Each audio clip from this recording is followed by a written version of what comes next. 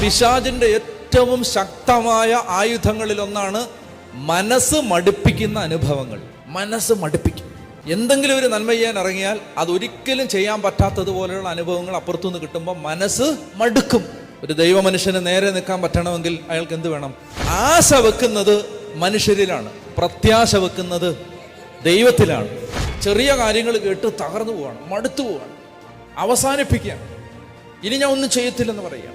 തോറ്റു കൊടുക്കരുത് സാത്താൻ്റെ മുമ്പിൽ, എല്ലാം ഇട്ടിട്ട് പോവരുത്.